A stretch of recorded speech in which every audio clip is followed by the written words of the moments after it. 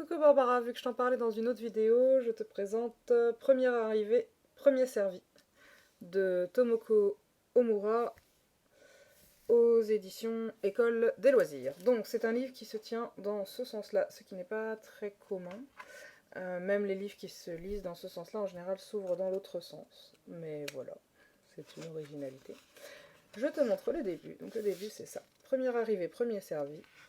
Et on a un premier insecte qui est là. Cher ami insecte, montez donc, une surprise vous attend. Dépêchez-vous. Mais qu'est-ce que c'est que ce raffut? Allons voir. Et donc ensuite, on lit de bas en haut à chaque fois, sur chaque page. L'action part d'en bas et on remonte, puisque tous les animaux vont vers le haut. Alors je te lis pas à chaque fois, parce que bon, il y a du texte un petit peu, hein, mais tu peux lire un peu. Et en fait, chaque insecte est nommé. Voilà. Et il y a un numéro parce qu'en tout, il y en a 100. Donc ils sont tous nommés. Il y a quelques perturbateurs comme un chat, une toile d'araignée qui va poser quelques problèmes. Et puis tout le monde monte. Donc je te montre rapidement. Voilà. Ça continue. Il y en a qui... Il se met à pleuvoir. Mais de toute façon... Ah oui, là il sort de sa chrysalide. La cigale sort de sa chrysalide, je crois. Et donc il se passe plein de choses. Il y a quelques autres perturbateurs, mais on continue l'histoire, on monte, on monte, on monte, on monte. Hop. Et on arrive en haut. Et en haut, il y a tirer le rideau pour découvrir la surprise. Et là, on change de sens de lecture, pardon, à l'endroit, ce sera mieux.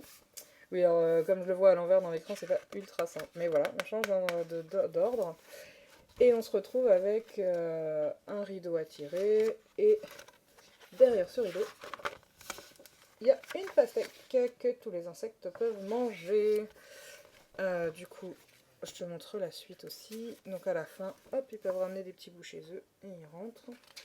Et la dernière image, c'est ça. Ah non, ça c'est pas la dernière image, ça c'est ils partent avec la nourriture. Et la dernière image, c'est le petit garçon qui a organisé tout ça. Voilà, donc il y a 100 insectes mis bout à bout avec leur nom, ce que je trouve plutôt rigolo comme idée. Pardon, 50 peut-être, oui c'est ça, 50 et pas 100. Et donc ça crée le suspense de savoir ce qu'il y a en haut.